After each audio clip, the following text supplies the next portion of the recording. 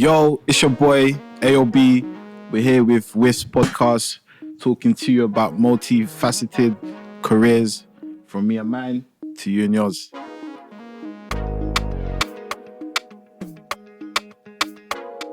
Yeah, so it's me, AOB, here with Jaden and Auntie Tinu. Would you like to introduce yourself real quick? Yeah, sure. My name is Tinu Adeshile. Okay. Jaden, would you like to introduce myself? Give the crowd a little intro to who you are, why you're here. Yeah, hi, my name is Jaden. I'm here because I'm here, innit? Okay, cool. So let's get into it. So first, what did you do today? That's a good question. Got my son up, looked after my son, and then just came here, you know. Okay, so what's your typical morning routine like? Do you know, I'm really into meditating and wow. yoga. So I like to get up, do 10, 15 minutes of yoga and just meditate for about 10, 15 minutes. Okay. And that sets me up really, really nicely. Is that every morning, every day? Yeah. I have to. Otherwise I feel a bit out of sorts. But yeah, it's really important for me. And if I can, I like to go to the gym as well. How long have you been doing that for, meditation? It's a good question. About 2 years. Oh, wow. Ever since lockdown. I think it was like my saving grace for lockdown. Yeah, and the yoga. Just to keep your mind calm, you get up in the morning about 6. Mental clarity, doesn't it? Yeah. I recommend it. I think a lot more people need to do yoga and meditation. I think the world would be a better place. But what would you say are like the immediate benefits that you saw? Oh, wow. A lot more calmer. Okay. I think for me, just, I don't know, you can feel that you're not so anxious as well. So it just really helps. And for me, just doing the yoga as well, you just felt good about yourself. Yeah. That's good. So first we're going to talk about your early years and give the audience a little introduction to yourself outside of your career. But before we do that, just give them a brief little overview of what you do, but don't go too much into it, but just let them know.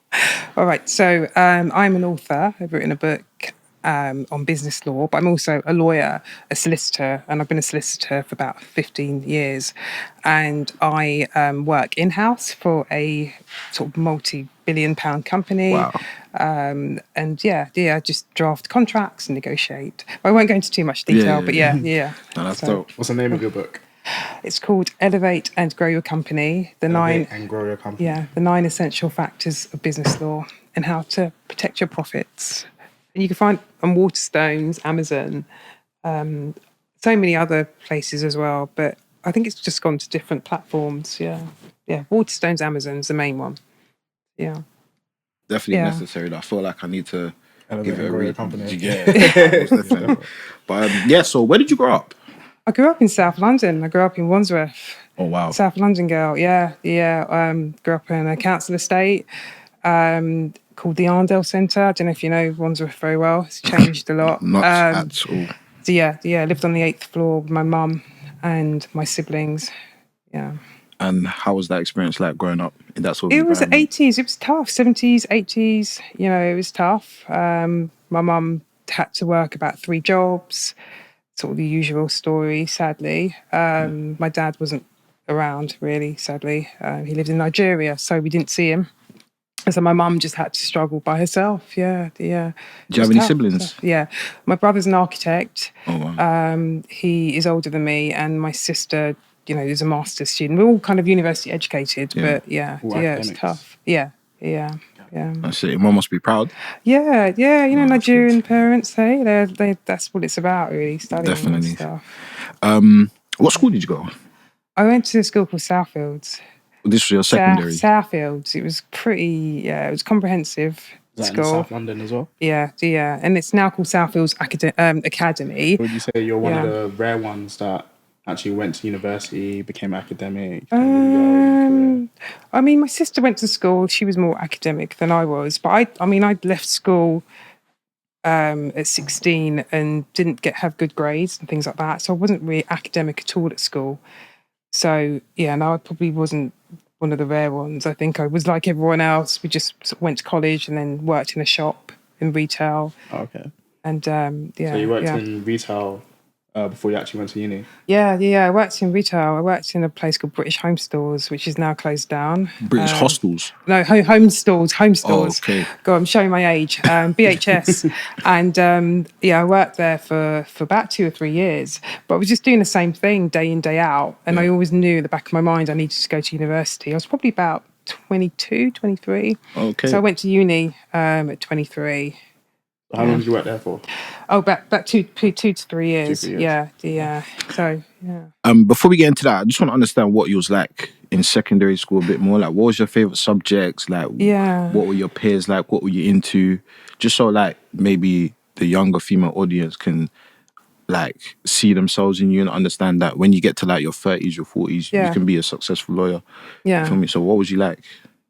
I wasn't academic. I was into my music. I was into my partying. Honestly, I wasn't a fan of school, to be honest. And so I struggled a bit, to be honest, at school. The school, my peers were great. There was no bullying or anything. But I just wasn't interested, in learning per se. I did enjoy sports and creativity. Like I loved English. I liked art. I liked music. But anything else was just just wasn't interested. What about like in terms of like your behaviour? How was you like? Was you well behaved? Was I well behaved? Oh, I don't know. I didn't get suspended. That's all I can say. I didn't get suspended. Was I well behaved? Yeah. No. I know. I'm thinking, where's this going? Where's this podcast going? Was I well behaved? I do remember bumping into a maths teacher. Yeah. We were out clubbing. This was a long time ago. I was about 18, 19. And she said, you guys gave me such a hard time. And I felt so bad because I didn't think we were that bad. Yeah. But obviously she must have been quite scarred. So you saw your maths teacher at the club? Yeah. I know. I was like, oh, wow, miss, how are you? And she was like, you guys were so bad. I was like, oh my God, were we that bad? Yeah, she was trying to take some of us just out on the club, innit? But then I'd left school. We'd left school, but she wasn't our teacher at the time. But so we weren't. I don't know. It was just. I mean, my report always said that I kind of used to get easily distracted. Okay. So I wasn't academic anyway. So. Yeah. But then I think school it's not for everyone, is it? Not everyone loves school and not one size fits all. Going to university later, for me, I learned a lot more and I enjoyed it a lot more. So being, as you said, like not academic, what made you want to go back to uni? Because the life for me of working in retail, there's nothing wrong with that, of course. It's a really important job, but I just found it really boring. So I was doing the same thing like day in, day out, and there were just no prospects. And so I thought my first degree was sociology and social policy. And so I just thought, and my brother had gone to uni, my sister had gone to uni, and my mum, I think she was really disappointed that I hadn't gone to university as well. And I realised how lucky I am that I had my mother behind me as well, supporting me to go. That really helps. So. Okay. Are you the youngest of the three? Yeah. The youngest always rebels, usually, but. So yeah. Yeah. So I saw in your book that you was talking about how you was into music. So is that what you wanted to be before you wanted to be a lawyer? Yeah, so I when I was doing my degree in sociology and social policy, I was singing and songwriting and used to work with in the studios and would write songs. I loved it. And I was really seriously thinking about going down that route. But I just, I think for me, I needed a bit more security and I thought, well, I can just work in the music industry and become a music lawyer rather than just be on the other side. Yeah. Proper still. So I miss it though. I do miss it. I miss singing. Would you ever go back to it?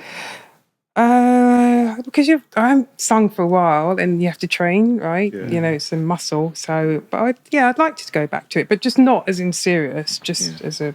Would you do any other roles in the music industry, like, I don't know, publishing or managing or... I don't know enough because I don't do music anymore. So yeah. Well, you must know a lot about the industry doing law. Not so much because I don't. What it was. So at the beginning, I was like, I want to be a music lawyer. So I worked for a media company and I trained for a media company. And then when I left this media law firm, I then went into television. And then I've gone from television to video gaming companies, because I don't work for a law firm. Or maybe I need to explain the difference. So as a solicitor or as a lawyer, you can go down two routes. You can either decide to stay in private practice with a law firm, or you can decide to work for a company like Universal or Coca-Cola, and they have their own legal departments within that company. So I always wanted to work in-house. So I've kind of, in terms of media, I don't do music anymore. I kind of just did sort of video gaming, and right now I work for media buying and planning company. So I've been working in media for a long time, and the music industry's changed from the moment I've did it 10 years ago. Okay. Yeah. So let me ask you a question. If you had the opportunity to be as successful as you are now in the music industry, which one would you pick of what you do now? Music. I think I'd pick now. Yeah, what I'm doing now. Yeah. I think for me, I mean, music's fantastic, isn't it? If you make it big, but so many artists they don't, sadly. So I think for me, it's, I'm not saying that shouldn't discourage anyone. Of course, if you follow your dreams, you don't know where you're going to go. But and plus, I was okay. I was average. You know what I mean? I wasn't I'm trying to think. I wasn't Beyonce or this amazing singer. I mean, I could sing, but there wasn't anything really unique about me. Do you know what I mean? So I don't know if I would have had a really successful career anyway. So I think it was good. It was good doing it. But so besides singing, did you ever aspire to be anything else? Obviously, besides a lawyer. Not really. No. I think when you're about 15, you want to be a model or something. You kind of, you sort of think, I want to be a model. It's just so much easier, and you want to just earn money just taking photographs. But but that didn't last long. So, okay. Were you always like a humanities type?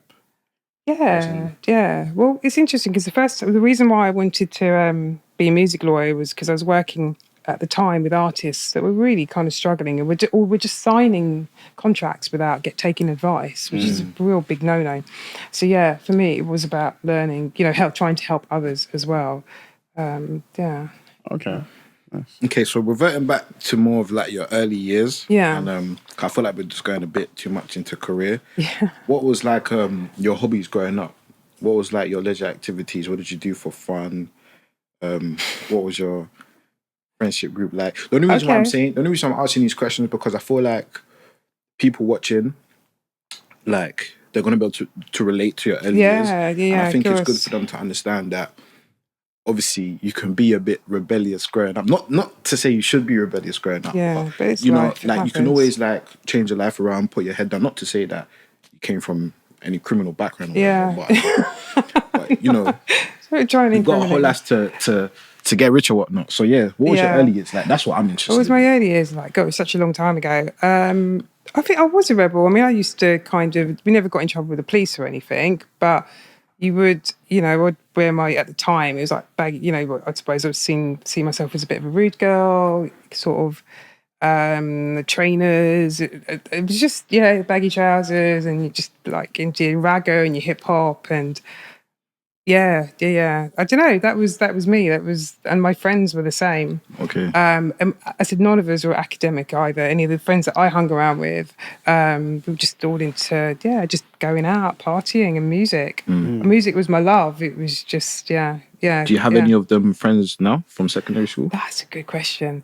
A couple of them I hang around with, but we kind of followed the same route. We went to university quite late in life. But the rest, no. I just kind of know them on Facebook, and that's about it. Yeah. Because I think as you get older, you have different, it's not a case of moving away from people, but I think your paths go a different way, don't they? If you're doing one thing and then they're doing another, you end up just drifting into different sections. So but I'm thinking, growing up, it was also a lot of it was about survival as well. There's a lot of racism there, but it was hidden, so you're just trying to deal with the system So when you were younger and hang around with friends or anything, did you ever imagine you'd be doing anything like what you'd be doing right now? Have any idea? No. It's really funny because I used to write a diary. So when I was about 11, I remember reading my diary and it said, "Oh, I'm going to be a lawyer and I'm going to be married to an actor and all this lot," But it was weird. I didn't really think. You said in your diary you was going to be a lawyer. Yeah, I know. I totally forgot about it. Yeah. Did I you haven't marry married an actor? No. Okay. Mind you, who knows? But, but yeah, no, I don't know. I never really had any idea what I wanted to do. See, my brother, he's an architect and he wanted to be an architect from the age of 12. He knew what he wanted to do, but I think for me, it was all about drifting and not realising. And I do feel sorry for kids sometimes now. There's a lot of pressure for them to kind of have to conform and know. And and the pressure with regards to academics as well. Which wasn't there for me, really. My mum wanted me to do well, but there wasn't that pressure of, oh my God, I need to compete with people that've got 5 A's or whatever. It wasn't there. So. But if you wrote down you wanted to be a lawyer when you were 11, you think like subconsciously down the line? Probably, yeah. It's a very Nigerian thing to do, isn't it? Definitely. To be a lawyer. Yeah. My mum tried to convince me to be a lawyer once upon a time. There's no way. No, you have to follow your own dreams, really. No, definitely. I think it's about being happy inside and yeah. You saying should we go into the career stuff? Okay. So I think this is the question that everybody wants to know. Yes. Actually, no, we'll save that till later. I was going to ask you how much you get paid, but I think we'll just save that till later. How did you get into being a solicitor? Like, what was the journey from leaving uni to literally today?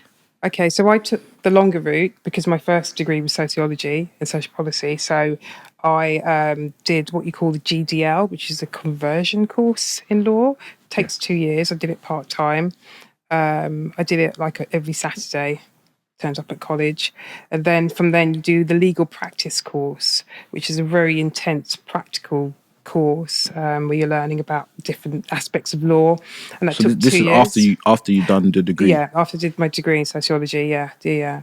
So that all in all, that probably took about 5 years in total, 4 to 5 years in total. Okay. And then at the same time, I was working for a law firm as a paralegal, and then I trained. You train as a solicitor for 2 years. It took about 6.5 years. Okay, because usually you have to do I think it's a bar exam. No, the bar. So that's America. So there's a difference between the solicitor and barrister. Okay. So barristers tend to be the advocates, the one that wear the wigs and the gowns, and solicitors are the ones that tend to sort of be behind the scenes a bit more. It has changed a bit. Solicitors do wear wigs too, but if you want to be a barrister, you do the bar exams. Yeah, okay, so in a court, what's the difference between a barrister and a solicitor? Like who's okay? Have you watched How to Get Away with Murder? No, I haven't. No. Okay. No. Should I watch it? Is it worth? Yeah. Yeah, it's on Netflix. exactly. I was gonna say Annalise Keaton. Who is that? A barrister or a lawyer? I don't even know what she was. What would she be? Was she wearing a wig? Is it in English? No, it's American. Oh, attorney. They don't have any distinction. Okay. Yeah, they just want attorney. So yeah. Okay. Interesting. Nice. Yeah. What actually made you decide to become a solicitor? Like, was it an epiphany moment? Was it a slow over the course of time? Okay, so doing singing and songwriting. I knew I wanted to work within the music industry because I thought I'm not going to be a singer. And then I picked up a book by, it was a book on the music industry, and I looked at the different, jobs you could do within the music industry. And then the legal side for me really appealed to me. So, yeah. Maybe it was an epiphany moment where you think, oh, wow, I can do that. I thought, I know, I want to be a lawyer. So, I went to the arts. So, so those 5 years that you were basically preparing to become a lawyer, what was that like navigating that sort of like corporate environment as a black woman? Yeah, it was tough. It was, I was quite lucky because where I worked, it was a much smaller company. So it was a smaller law firm. There wasn't that many of us. So we were quite close.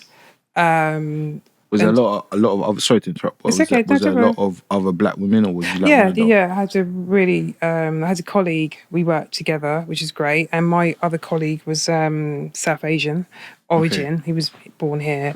So I didn't find, there wasn't the racism. I was lucky that I didn't have to kind of be forced into a place where everyone's gone to Oxford and Cambridge, and you're just the only black person there, because that can be quite difficult to navigate as well. So I didn't have that, to be honest. But you do notice a difference, even working for a law firm, that your upbringing is completely different. There's so many things that you can't relate to, whether or not it's to do with the holidays they had when they were younger, or what they did when they were younger, and what they saw and who they hung around with. You can notice it completely. And you just have to, I'm not saying you have to get on with it. I think now it's probably easier to talk about it. But it's, it was tough. That would be my next question. Like, what advice would you give to like a young black woman going through that, like feeling like she's the only black girl in the world? Yeah, well, it happens. I've worked in corporate companies where even as an older person, I may be the only black person working within these companies, not where I'm working now. And I think sometimes you just try to, don't blank it out, but you just think, well, I'm just, what can I do? You try to fit in as much as you can. I would say if someone's experiencing it, there are so many mentor groups now as well that will find a mentor that can help you navigate your way through the corporate world. It's really, really important, because it is, I grew up on the 8th floor of a tower block, and you're talking to people that just have no idea about poverty. I mean, we grew up in poverty, it may not be poverty as in poverty, the poverty that's happening in other parts of the country or different countries, but it was pretty tough. So you do need, I think, to find someone that can relate to you and help you navigate that journey. I think personally, Is that something you're interested in? Are you interested in like mentoring? Yeah, I've set up a group it's a WhatsApp group for paralegals, like black female paralegals, Afro-Caribbean females, because I think the paralegals sometimes are left on their own in terms of, because they're the ones that are looking for training contracts, but sometimes they're left behind. So, yeah. So how could someone get in contact with you to join that group chat? Like an email? I'm on LinkedIn. Okay. And I have my website, tinuadeshile.com. Okay. And I have my email address as well on there, so they can contact me there as well. Yeah. We'll put all that in the description. Yeah. And the bio or whatnot. And man. Yeah. I think taking it back a little bit, I think there's a lot of young people coming from a background that might be similar to yours, thinking, I want to be a solicitor, I want to be a barrister, but I don't think I'm cut out for it because of my background. Definitely. So do you think, was there any point where you felt uncomfortable or where you felt like you didn't fit in at any point? Yeah. I mean, it's really sad to hear when you realise that this is happening now. But loads of times you feel like you don't fit in, especially in terms of like, so you're coming from complete different class. I mean, I'm not really into class system, but it's apparent. But I think you sort of, I think one lesson I would say is you really need to be true to who you are. And I think I carried a lot of shame about my background for a very long time. Lot of shame about my academics, because I left school with like literally hardly any GCSEs at all, just English and that, the basic, But if you're determined to make it, you'll make it. 100%. And A-level wise, the fact I'm even talking about this is like, makes me realise I've come to the realisation that actually, who cares? I've done the best I could do. Exactly. And it's not something to be ashamed of. But I carried a lot of shame for a lot of years about my background, and it wasn't something that I would talk about openly, to say that I came from a council estate. We have a question, and the question is, how did you make the transition from sociology and social policy to law? Yeah, it's quite, this was like 15 years ago, so it may have changed a bit. But law, sociology and social policy is a complete different discipline to law. So it was a bit of a I was almost shell-shocked in a way, because it was a complete different discipline, as I said, and just trying to understand the assignments and everything else. But it's quite straightforward. If you want to do it, you know that you can. There's loads of things on the internet that you can read and you can look at that will help you sort of guide your way through to, what needs to be done. And it was, I think for me, the main thing was trying to get the money together. which was not easy. And, you know, a lot of us don't have parents that can afford to pay for us. So for me, it was like trying to navigate my way around, trying to navigate my way around the bank systems and trying to get a career development loan.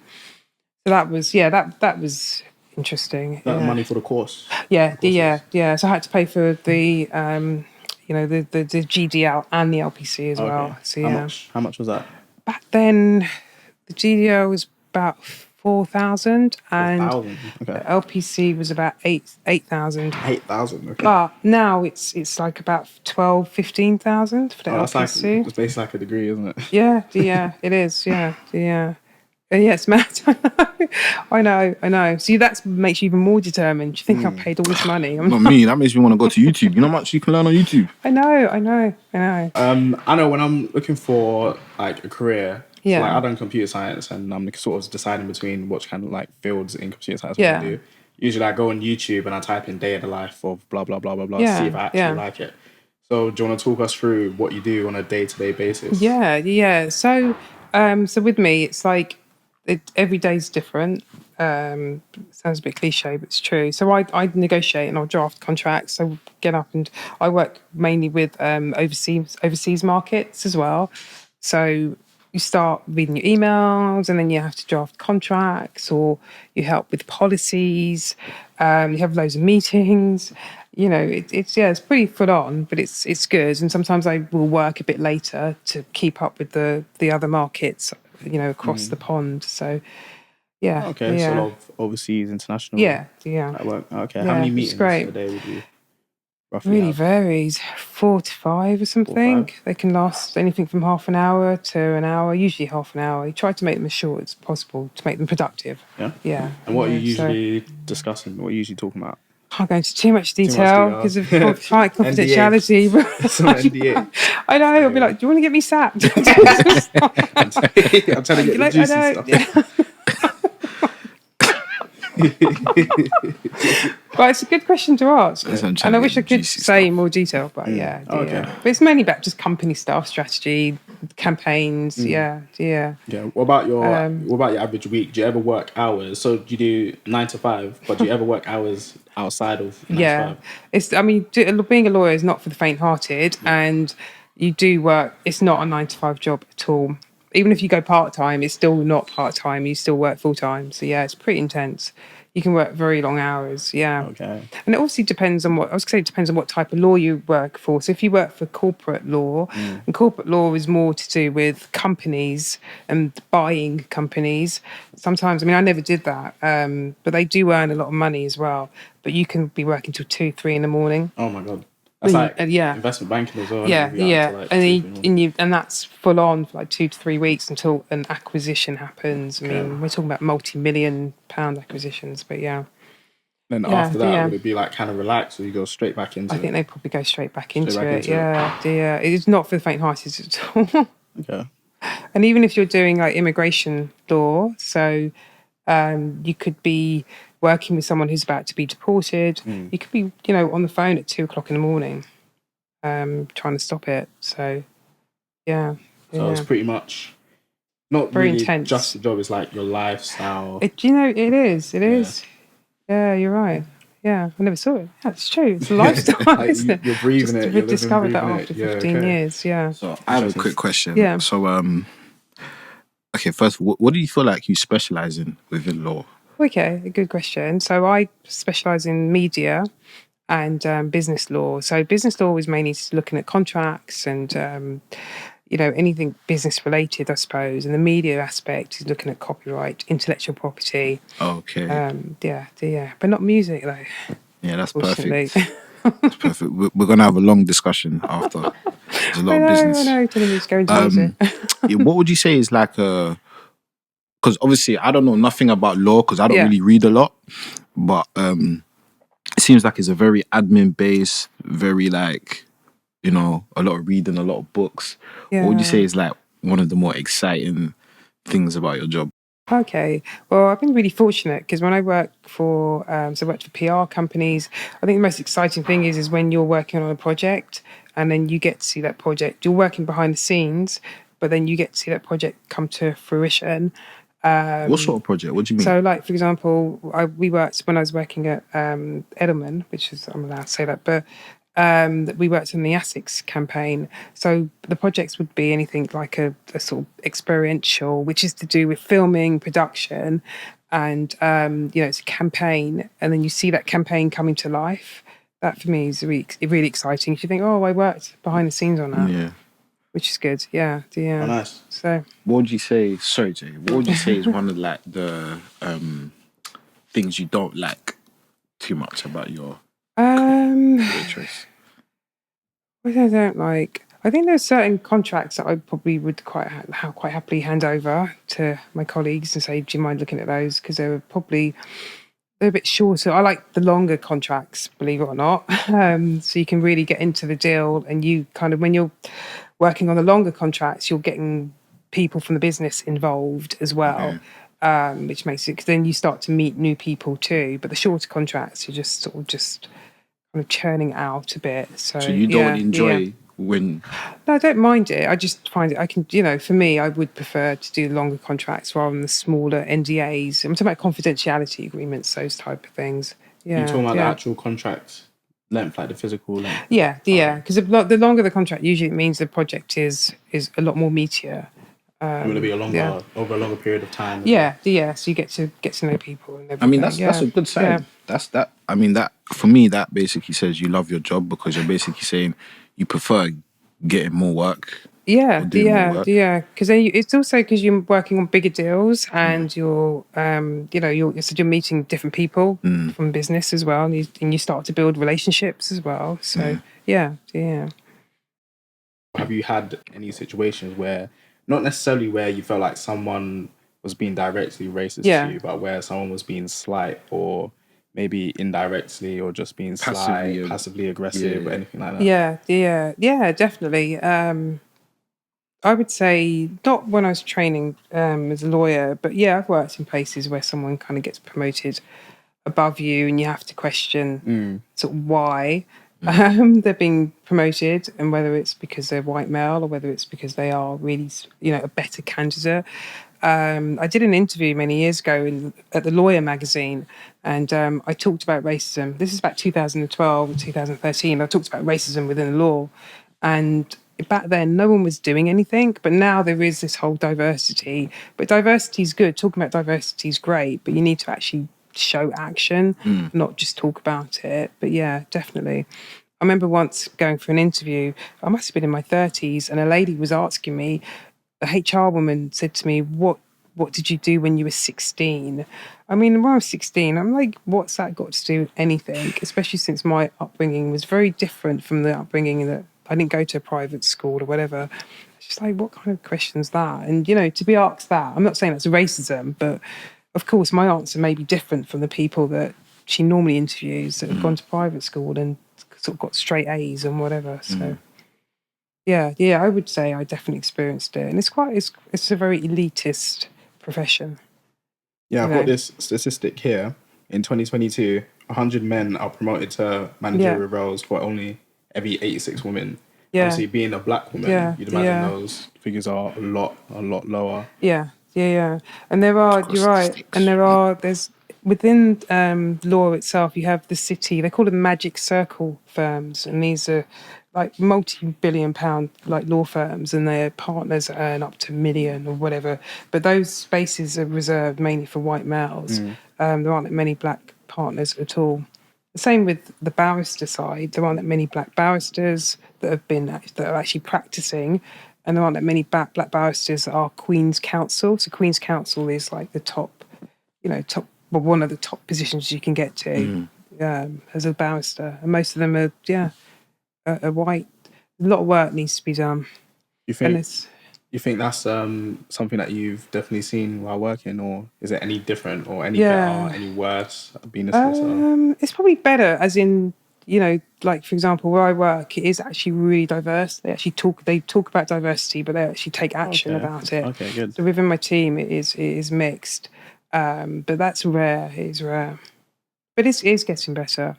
That's good though. That's encouraging for younger people. Yeah, definitely. Yeah, I think they realise that they really do need to be open. And, I suppose some people will say it's not racism. They just hire people that look like them. But, who knows? Yeah, they do need to be more open. So if you had let's say a woman that looks like you, a young black woman like yourself, maybe in her first year being a solicitor, what advice would you give her? Just definitely reach out, find a mentor, look after yourself. Even though it's like it's not 9 to 5, just do the self-care is really, really important. And, I did, when I worked, I kind of sort of burnt the candle both ends, went partying, but also worked really hard as well. And I wouldn't really recommend that. I think it's important. Yeah. You don't think it's good to play hard? maybe in your early 20s, but yeah, I don't know. No, not really, because I think it's about self-care though, about preservation. But I am a lot older, so I wouldn't do that now. You keep saying you're a lot older, but you don't look or act. Yeah, probably don't act. No, you've got like quite a young presence. Ah, okay, young energy. okay, energy. Yeah. No, I'm definitely Carnival and everything. Yeah, but one of those aunties at carnival, It didn't stay long though. I would have done if my son is my son's fault. I was teasing because if my son wasn't there, I would have stayed a lot longer because I really wanted to find a drum and bass tent. You like drum and bass that much? Yeah, jungle, drum and bass. I was there from the beginning. Oh yeah, that's what I was doing when I was young. I was like following the jungle scene when I was younger. That was really important. Forgot about that era. So yeah. But I would just tell her to just find a mentor. Yep. It's definitely self-care. Look after yourself. And just have fun as well. Enjoy it. If you don't enjoy it, then seriously question why you're doing it. So you have to have passion. Yeah. Because it's funny because I remember I used to work really long hours and I had an intern and she was like, "God, you must really love your job." And I thought, "Wow, I do," because that's the reason why I stay. I do work late. But yeah, if you don't enjoy it, just find something you love. I just think that if you're really serious about becoming a lawyer, I think just sort of, I suppose, look into it, do your research, just make sure that you're happy and you're comfortable. Because as I said, it's not an easy journey, and I think if you can just look after yourself and just do research and find a mentor, I think that's really, really important. Or support network, I think, is more important, really. Yeah. And mental health. And carnival. Yeah. Yes, a bit of jungle. Yeah. How do you balance like career and like being a mother? Good question. Wow. Because you seem very successful in both. From the time you're bringing your child to carnival, it seems like you and your child have a good relationship. Also, you're very successful as well. So how do you balance the two? A lot of hours outside. Yeah, I do, because I'm a parent governor as well. I think it's really important to be. I don't know if you know what parent governors are. Okay, so parent governors are tied to the school, so it's a voluntary role, and you help with the system of the school. You help them. You sort of, I won't say you're the employers, but you also make sure that everything's running smoothly and the school is doing what it should be doing. And I think that's really important because it's with my son's school, so it's really important for them to know me and me to know them, etc. You're right there. How do you balance? I think you just do. You just have no choice, right? And I have a good support network. His dad, and I'm fortunate enough to have a nanny as well. And yeah, I've got it's hard. It is hard. Yeah, you're probably really busy. Like, do you get any? How much time do you get like for yourself, like just yourself? Do you know? Good question. Yeah. I went to a boat party. I went to a jungle boat party the other day. So carnival boat party. Hey, we're getting lit. I do see my son. Of course I do. Yeah. But I do. I went to a jungle boat party. I had my 4 hours. It finished at 6 in the evening. It was had time to go home and look after my son. But I do. I go on retreats. I go on yoga retreats. I go on meditation retreats. Yeah, just me by myself. How often do you do that? Probably about twice a year, 2 to 3 times a year. I'm hoping to go to Kenya this year because one of my friends, Peter Herbert, who is a barrister, and he's a retired judge. He's an OBE as well, but he's putting on a conference in Kenya because he really wants. It's great. He lives there as well, and it's just great for us. Yeah. But he used to live here and moved over there. But I'm hoping to go. It's only for a couple of days, but yeah, I really want to go there. Nice. Yeah. Very nice. Yeah. Okay, so back to specifically talking about your career, and actual work. What would you say is one thing that is literally the hardest thing about your work, and that, if anything, you could take that out or maybe change it? That's Probably really hard. the hours. The hours, yeah. If I could change it, but then it's about you putting in boundaries as well. I think because no one's telling me to work that hard. I just do. But probably maybe the hours I would change. Yeah. Are you able to put those boundaries though? Like, do you feel like there'll be repercussions or consequences in your own the development of your career if you put boundaries? It's a good question. Working in-house, I think you can put more boundaries in. If you work for a law firm, if the client wants it like tomorrow, you just have to cancel all plans. And do it. So yeah. So I think I can put boundaries in if I wanted to. No one's forcing me to work long hours. I just enjoy it. So yeah. Do you have an office at home, or do you always? I do. Yeah. I work from home. Sometimes I work in the office. So yeah. I've been really lucky in my career. I think. Even though we talk about racism or whatever, I've been worked for some really good companies. And considering, a schoolgirl from Council Estate with no GCSEs or hardly any GCSEs. Yeah, you've done really well for yourself. Yeah. It's taken a while to kind of, even though I hope it didn't sound like I'm being arrogant, but it's taken a while to accept all that. And yeah. I feel like there's a theme with us lot that left school with no GCSEs. I feel like, there's just something in our blood. Yeah. I just feel like we're just built different. Yeah. I love that. Well, just to succeed anyway, regardless. Yeah, there's probably a little bit like it's rebellious because as much as I kind of tell myself that, because as much as I tell myself, well, I'm doing what my mother wants me to do. Well, actually, that's not true because the system doesn't want me to be successful. They want us to kind of to sort of stay low. So you are rebelling in some way. So yeah. Once a rebel, always a rebel. Once a rebel, always a rebel. Once a rebel, always a rebel. I love it. Yeah. Rebels work hard, innit? They got that tenacity. 100%. Yeah. It's built different. Yeah. You want to ask that question you wanted to ask earlier? Okay, yeah. So obviously not you don't have to answer how much you get paid, but how much can someone expect to get paid going into law, like early stage, mid stage, and then like when they're like a senior role? Yeah. Okay. So I'll just talk about business lawyers because I know that mostly. So you probably, I don't know. It depends on if you. I can see some start. This isn't my salary, but some starting salaries for city law firms are starting at 90,000. Yeah, it's insane. Ow. It's really high.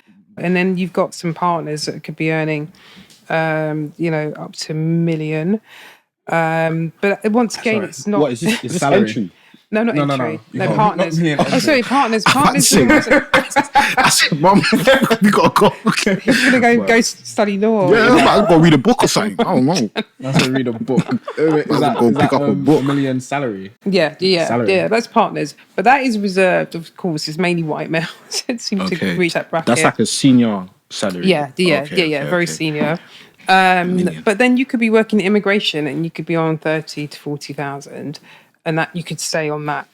It really depends on what type of law you go into. But I would really say don't go in it for the money because you probably wouldn't survive, or you'll find there'll just be a massive conflict in your head because you're not enjoying it, but you're there for the money. So is that the same with criminal law? Yeah, criminal is quite low because legal aid, which they're making cuts to. Okay. So some legal aid barristers are struggling because it's not, they don't make a lot of money. So as I said, you have to love doing it. Human rights is the same. You don't get a lot of money from that. Could someone who specialises in it in like business law or corporate law, entertainment law, can they go into criminal law at some point in their career? Yeah. You can change. You can always change over. I mean, you may need to start in a junior level, but you definitely can change. Okay. Okay. Yeah, salary is one thing, but how's the demand? Like, how easy is it to find like a good job as a solicitor? It's not easy. It's not easy. It wasn't easy 15 years ago, and it's not easy now. They're trying to make it easier. There are different routes you can take. Like you don't even have to go to university to be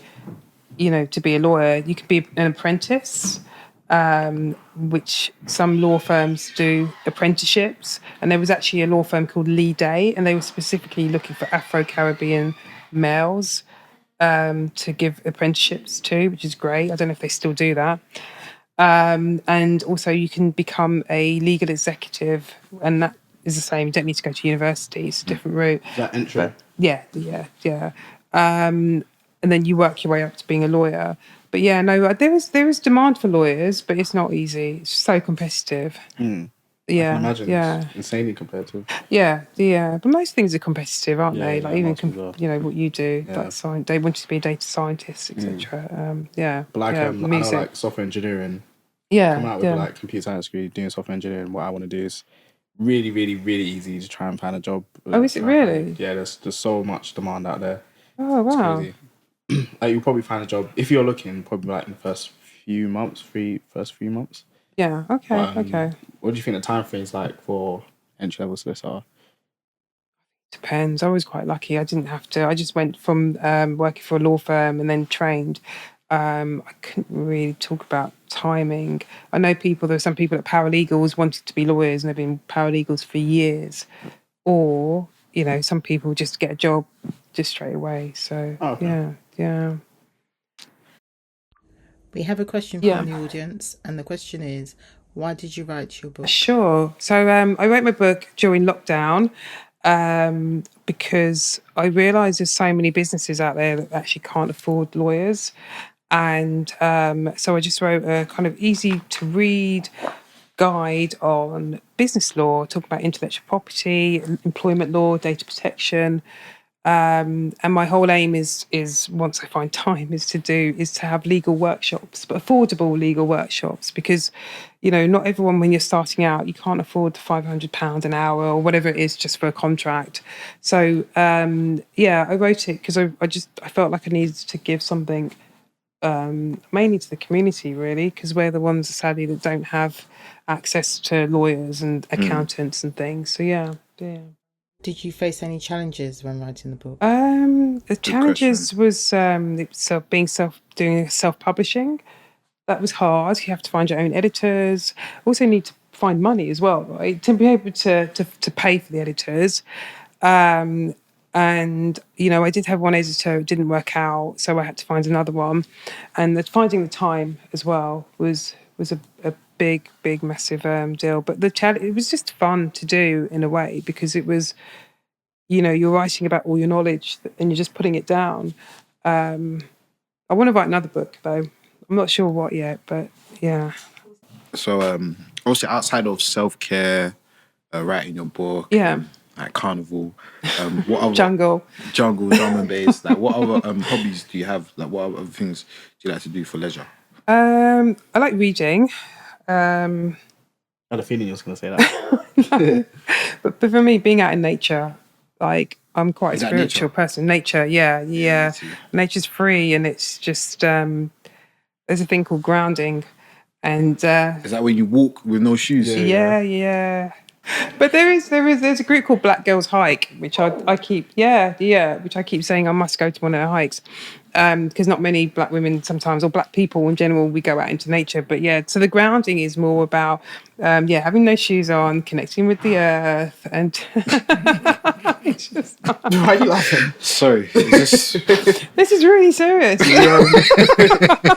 I feel really offended. No, I don't at all. I just you take off shoes and when my son sees me with no shoes, he's like, "Wow, Mummy, you've got no shoes on." But I just love walking in the earth, because I think we need to connect with nature more, and we don't. So that's what I love doing, nature. Do you believe in chakra? I do. So people walk around without their shoes to develop their root chakra. Yeah. Wow. You must be into it then. You know what? I'm not as into it. He watches cartoons and anime. What does that have to do with anything? That's what they talk about in Not really, no. in Naruto. No, they don't. I have no idea. Chakra is Naruto. Oh, you thinking of chakra? It's different. It's different. This is like real. It's like real life. Oh yeah, the chakra. It's like it's from. I think it might be from Hindu Sanskrit or something, and they talk about chakra. You've got within you 5 chakras. So you've got your pineal gland, and then you've got your heart chakra, and then your stomach chakra, and it's all about and your root chakra, and it's all trying to connect it so you're feeling more peace with yourself. Your throat chakra. I'm gonna get you some crystals. I'm gonna get you some crystals. Yeah, with crystals and stuff. I'm not into it myself. No. Yeah, I think a lot of females, not many females. I think it's more maybe it's more of a female thing, isn't it? Yeah, definitely more of a female thing. I'm gonna get you one of my retreats and just going walking barefoot. It's like that. Tell us about your workshops. I know. Unfortunately, I haven't started them yet. Okay. But it is my aim to do affordable workshops for the community, for everyone, but mainly based for the community. And it would just be like maybe once a month, etc., where you can learn about law and the aspects of law. You can ask me questions about particular, issues you may be having. And it would just be probably a small group of people that need to know, yeah. And at the moment, I need to do more videos on just giving tips about any aspects of legal, issues regarding business law. So that's on my handle. I've actually got a handle called Law Innovate, but I will give you details. Oh, definitely. Yeah. Definitely. No, thank you. Thanks, much. guys. You guys are amazing. Very much.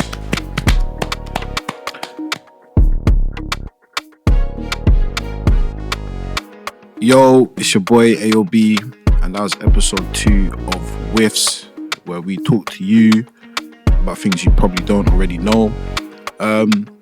Yeah, man, at the end of the day, there's a lot of us that don't really know about a lot of careers that you'll probably be really good at. So stay tuned for our next episode. We got loads more coming, and yeah, man, see you at Carnival next year.